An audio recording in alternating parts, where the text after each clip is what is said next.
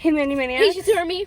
So we were going to Halloween decorate the front entrance of the house and noticed we didn't have any ghosties anymore. So we had to run to the store and we ran to Dollar Tree and found some great stuff. I'll show you what we got. So here's our first ghostie.